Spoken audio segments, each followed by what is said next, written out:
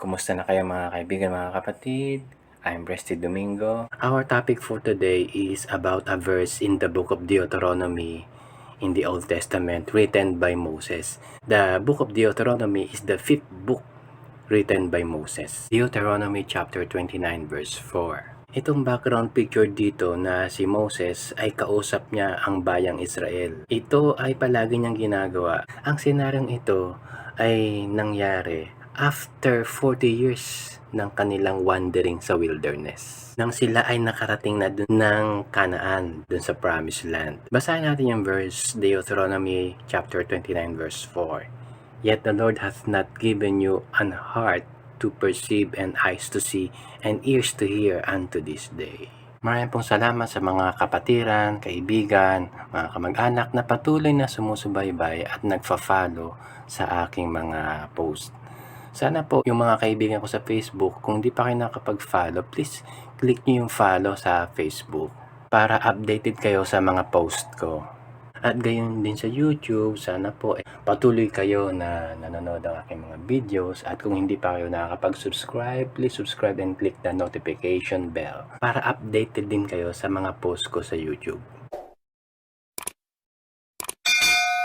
Maraming salamat. At sana ay makapag-like din kayo at mag-comment din kayo sa YouTube ng kahit word na amen lang kasi hindi ko alam kung sino yung mga nakakanood. Let's go. Ang sabi dito sa verse, Yet the Lord hath not given you an heart to perceive and eyes to see and ears to hear unto this day. Unang-una, yung mga term dito na hath at saka yung an heart na kasi ang gamit kong version ng Bible is the Old English, the King James Version na meron siyang Old English terms. Then itong King James Version of the Bible ay na-publish year 1611.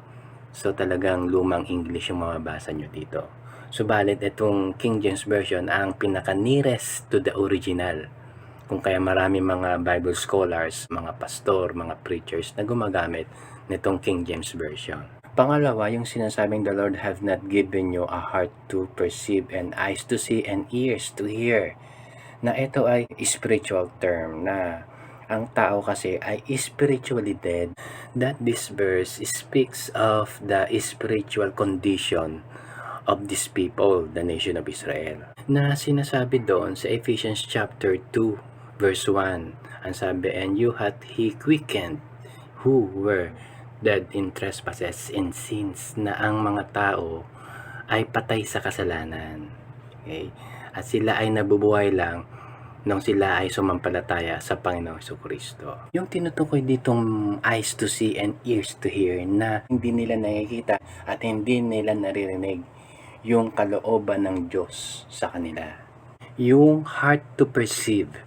Etong versikulo ito ay may relasyon doon sa aking video na ang title Vision and Discernment Part 2. Kung naalala nyo itong aking video, ang title Vision and Discernment, meron itong tatlong bahagi. Merong Part 1, Part 2, and Part 2 Extended. Doon sa Part 1, pinaliwanag ko yung vision, and then sa Part 2 ay yung discernment. Ito yung related doon sa heart to perceive dito sa Deuteronomy chapter 29 verse 4. Ang difference between dito sa vision and discernment at sa topic natin ngayon, na dito sa vision and discernment, ang tinutukoy dito yung mga mananampalataya. Subalit, dito sa ating topic sa Deuteronomy chapter 29 verse 4, na ang tinutukoy dito ang bayang Israel. So, sa bayang Israel, alam natin na mixed multitude ito, na halo yung mga hindi mananampalataya, na maraming mga Israelita na nabubuhay sa pagsamba sa Diyos-Diyosan.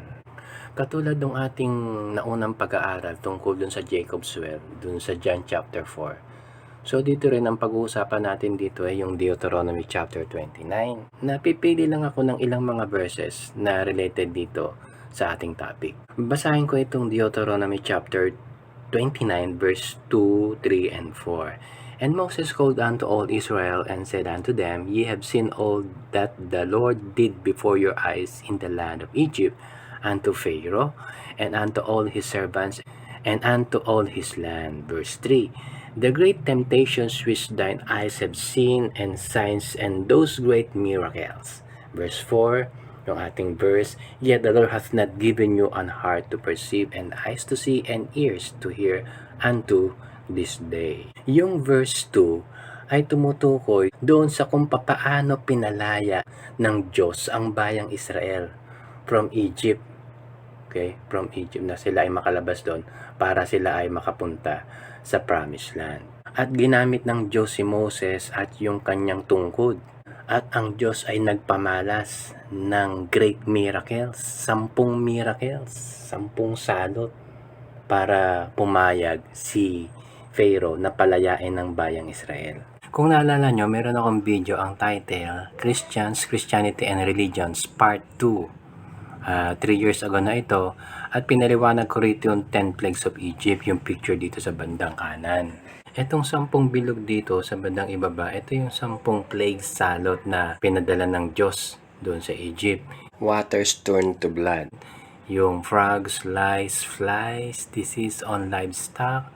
Tapos pang-anim, unhealable boils, hails, locusts, darkness, at yung panghuli is the death of the firstborn. Itong 10 salot na ito ay hindi lang para ipakita kay Pharaoh ang parusa ng Diyos sa kanya. Pinakita niya rin to dun sa bayang Israel para ma-realize ng mga Israelites, buhay at tunay na Diyos, itong sinasamba nila, na sinasamba ni Moses, na siya lamang ang karapat-dapat na sambahin at wala nang iba pang Diyos-Diyosan na dapat nilang papurihan, sambahin at wala nang iba pa. Yun namang Deuteronomy 29 verse 3, ang sabi dito, the great temptations which thine eyes have seen, and signs, and those great miracles. Itong picture sa kanan ay another video ko na ang title ay After the Red Sea Part 1. Unang-una yung sinasabing great temptations. Ito yung challenge o yung panunukso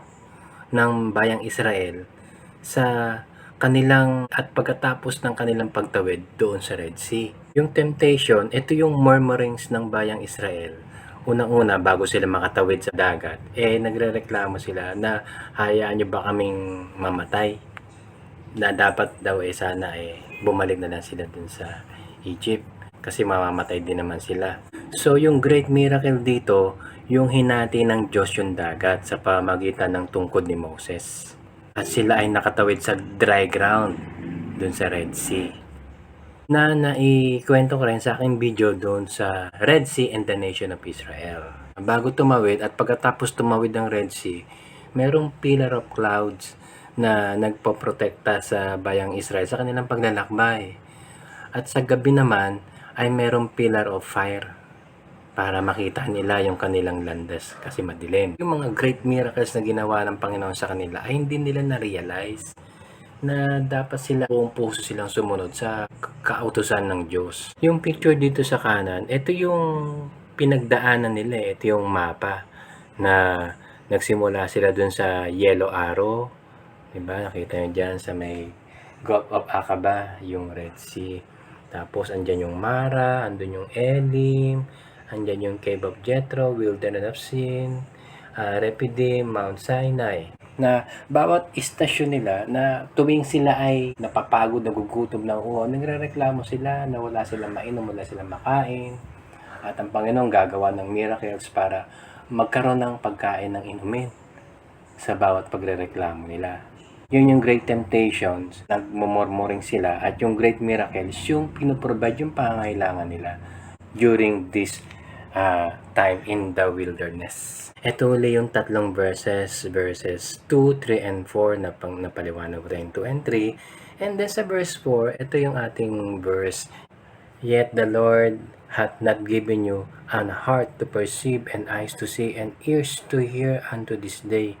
Sa dinami-dami ng ebidensya ng kadakilaan ng kapangyarihan ng Diyos sa buhay ng bayang Israel, ganun pa rin yung kanilang attitude, yung kanilang buhay. Although hindi lahat, marami yung sumasalungat pa rin sa kalooban ng Diyos, na sumasamba pa rin doon sa Diyos-Diyosan. Ang sabi dun sa verse 5, for 40 years ng buhay nila sa wilderness, na pinakita ng Diyos yung kapangyarihan niya na isinusupla yung kanilang pangangailangan. And also, yung parusa ng Diyos sa mga taong sumusuway sa Kanya. Kaya maraming namamatay na babawasan. Sa 40 years sa wilderness ay nangamatay na lahat ng mga matatanda na galing doon sa Egypt. No? Hindi lahat, siyempre andun pa rin si Moses, kundi yung mga mixed multitude na palaging sumasalungat sa kalooban ng Diyos at natira yung mga bagong generations. Yung kausap ni Moses dito, yung new generations na. Kasama dito, syempre, si Caleb at saka si Joshua. New generation si Joshua na yung nagpatuloy ng ginagawa ni Moses. Malapit na po tayo matapos mga kaibigan, mga kapatid. Bali sa next week ay magkakaroon tayo ng part 2. Bilang conclusion sa ating pag-aaral ngayon, maaari tayong makarelate dito sa experience ni Moses at ng Panginoong Diyos dito sa bayang Israel.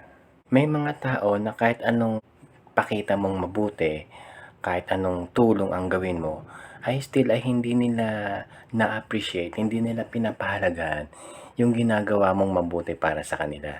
Bilang anak ng Diyos, bilang nilikha niya, na tayo ay hindi lang dapat hingi ng hingi sa ating panalangin sa Kanya, kundi tayo ay dapat ding magpasalamat at magbigay papuri sa Kanyang dakilang kalooban para sa atin. Maraming salamat sa inyong panonood at pagsubaybay. Hanggang sa muli, pagpalain tayo ng ating Panginoon.